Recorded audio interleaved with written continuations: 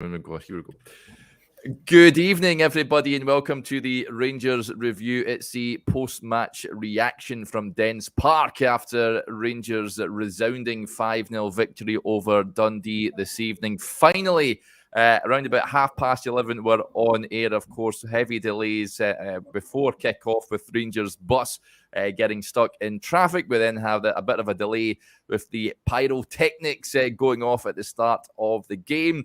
But Rangers came out, took the lead through Ryan Jack in the first half and scored 4 in that second half. Danilo getting on the score sheet after missing a few clear-cut opportunities. And then Sam Lammers scored an absolute peach of a goal to make it 3-0. Cyril Dessers came on. He added goal number 4 after a fantastic pass from Abdallah Sima, I think it was, if I'm not mistaken. Or that might have been for Danilo's goal. And then goal number 5 was James Tavernier from the penalty spot after Kevin Clancy checked with VAR in stoppage time. Rangers coming away with a 5-0 win. Chris is at Dens Park for us. He's resting his laptop on his lap, so hence why it might be a bit bobbly there. But Chris, you put in some shift this evening. Great to have a game finally on. It's been quite a disrupted day, but all's well, it ends well.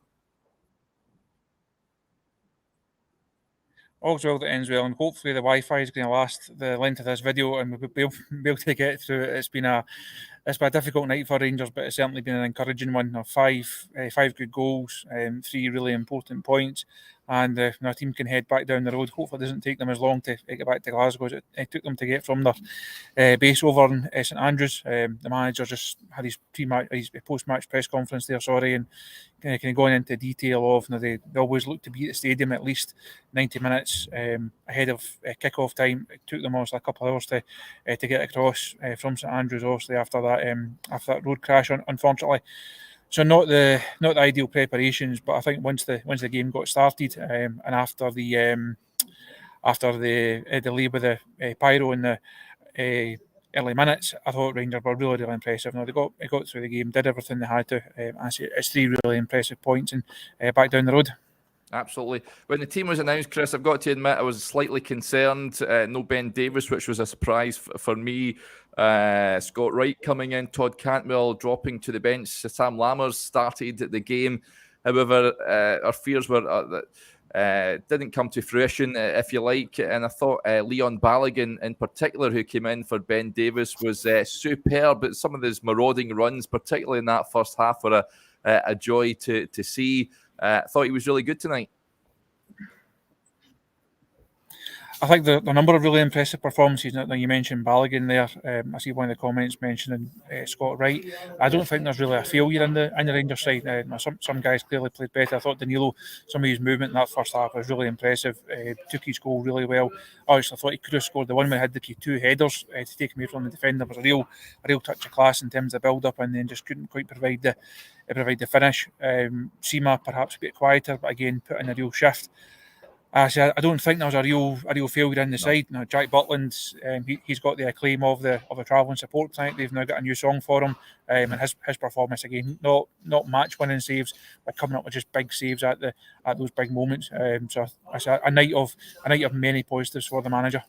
Yeah, we'll be on with myself and Joshua tomorrow morning. Ali for the telly says it's tomorrow morning's briefing delayed. No, it won't be, Ali. We'll be on at 9:30, and hopefully the Rangers team is down and in their beds, I'm sure. By that time, it'll be a late night for them heading down the road. Great to see Sam Lammers and Cyril Dessers on the score sheet, Chris. Tam Brown with the point here. Wonder what price on that was for the pair of them to get goals. In terms of their confidence, that will do them the world of good, won't it? It certainly should. If it doesn't, then there's something wrong. It's quite remarkable. You see the turnaround in Lammers. He could have scored before he did. Finally took his goal really well. It was a lovely strike. and he's then been cheered off and been applauded off. And now you think back to some of the games that have had at Ibrox this season, and his performances and his withdrawal from the side. They've been booed, they've been sarcastically cheered, both him and Dessers. It's been a really difficult start to the Rangers' careers for both of them. And I see people now saying it was never in doubt, and if he turns out to be a player, no doubt there'll be people saying, well, I knew there was a player in there all along, but he's a guy that's been written off. Now, we've spoken a number of times about him, Derek. He's got a long way to go to prove value for money and to prove that he can be an integral part of a successful Rangers side. The same with Dessers. But if you're going to get your chance, you have to take it. They've not done that often enough this season, and fair play to them for doing it. I say both of them should take a real boost for that. If everyone is fit in the squad, personally, I'm still not starting them. I don't think they get in my strongest Rangers 11. No. But given the fees that they've cost, given the wages that they're on, given their place in the squad, they're going to have a big impact over the course of the season. And even if that is Dessers playing second fiddle to Danilo and coming off the bench, if he can chip in with 12 goals off the bench, he plays a big part in Rangers potentially being successful this season. So I think it's going to be hopefully it can be a turning point for them. But as I say, we've mentioned that quite a lot over the last few weeks. So let's not get too far ahead. But fingers crossed, it's a start for them. Yeah, certainly give the manager food for thought ahead of Sunday, that's for sure. Point here, Alan Rogers well on board the Sam Lammers bus. He says, I've had a few, but let's be clear, I'm all aboard the Lammers bus, so that's good to know, Alan. Bit of respect here from David to your good self. Chris says, got to respect the commitment. Chris must be Baltic in Dundee right now. What's the temperature like there, Chris? It's not really been stormy. We're expecting, thankfully, the rain stayed off, which was a good thing. The pitch held up as well, but condition-wise there, it was a chilly one for you. It's not been perfect. There was obviously doubts over the pitch earlier on. Dundee had put the statement out around about lunchtime, and I think given the history of the surface here and the number of games that have been called off, not too distant past, I think Kirby was maybe slightly wary. But by the time we got here, the rain had stopped. It was a bit heavy on the way up. But I said by the time we got here, rain had stopped. It was a bit blowy before kick-off. But again, that seemed to have died down as the game went on. So thankfully, it all went fine. Apart from the 45-minute delay and then the delay with the pyro as well. But it's not been too cold. It's not been too wet. And I say it's a good job done all round. I'll let the readers and the viewers determine if I've done as good a job as Rangers over the course of the evening or not. Well, you certainly have. Just talking about said display, you've just been speaking to Philip Clement, as you mentioned. He's given his post-match press conference. Brian Spence says, loved that display tonight. What did they say about it? Because everyone was scratching their head when they were getting taken off the pitch because the fire alarms were being set off because of the smoke and the pyro in the away stand, hence why the players had to be taken off and there was a bit of a delay before they were brought back out. But what did the manager say about it, Chris? I think he was slightly perturbed at the way that it happened. Also, the team started brightly in those opening seconds of the game, and also you then could lose a bit of momentum after the delays of having to sit on the bus for a couple of hours and then finally getting going. They could really have done without it, so that the manager did kind of reference that, and he was grateful for the supporters for travelling in huge numbers again. They take also the stand behind the goal and take a bit of the main stand at Dens Park as always. Loud throughout the game. Also, as I mentioned, there's songs for Butland. There's a number of players that were getting the kind of praise of the support. They were loud throughout, so travelling huge numbers as always. I think he was just a bit perturbed at how that situation unfolded, and also had an impact on the team. Fans should be here to support the team and do everything they can to help the team win. Things like that are also going to interrupt the flow. So thankfully it didn't. Thankfully it didn't cost Rangers tonight. Yeah. But I think he was just slightly wary of how it impacted on the guys on the pitch. Yeah, if I'm not mistaken, there was a bit of a stoppage in the last time Rangers were at Dundee, or a couple of seasons before, if I'm not mistaken. Was it tennis balls or something like that? If I remember correctly, but there was I think that both halves, wasn't it? But they came away with the 3 points on that occasion, and thankfully they took care of Dundee tonight. So great night all round. Let's get to a couple of more comments before we let Chris head back down the road. Willie Watson says, Clement's starting to get a tune out of these players onwards and upwards. He certainly is, Chris. That's three impressive wins in the Premiership since he took charge. A lot of confidence heading into Sunday now.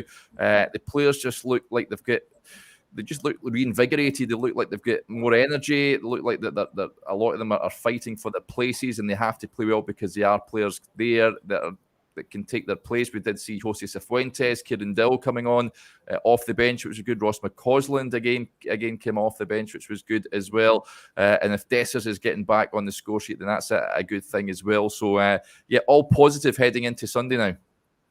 That's the most important thing. The Rangers couldn't afford a slip up. Obviously, while we were waiting on the game starting here, we're keeping an eye on what was happening at Parkhead, and also as the game then unfolds, we're keeping an eye on how that game was unfolding as well. Rangers didn't get the bonus this time of Celtic slipping up. So, but regardless of what had happened in that game, the Rangers had to come here and take care of their own business. To do so in such an emphatic manner is really encouraging. It's really keep pleasing for the manager and for the squad, and it's really just about building momentum. That's 4 games, 4 very different games, 4 very different challenges, 4 very different performances in many regards. But I think we're seeing different sides of the team now. The squad is, in some regards, it's getting stronger, some regards it's getting weaker. And while you're at the manager referenced pre-match on Tuesday in terms of a puzzle that he's trying to solve, as long as you can keep churning out the results, the performances will come. You'd like to think the performances will come. But I say there's certainly aspects of a lot of these games now where you can really see what the manager's trying to do. Yeah, absolutely. And huge thank you to Andrew who corrected me. There wasn't tennis balls, it was snowballs. So thank you for that last time Rangers were up there and the game was delayed. So thank you for correcting me there, Andrew. Before we go, Massey776 says, sing the Butland song, Chris. I don't think we'll put you through that. I think we'll just... I'm going to get a blast off at the car and get down the road. Superb stuff. And like you say, Chris, he was good again tonight. When he was called into action, he was his usual dependable self. So another good performance from Jack, and each and every one of the Rangers players tonight was a super performance, and all roads lead to Hampden on Sunday. Huge thanks to Chris for bringing us that instant reaction. Just a reminder, I'll be on with Joshua tomorrow morning to look at the match in closer detail, so hopefully you can join us for that, folks. But until then, good night, and we'll speak to you tomorrow. Bye for now.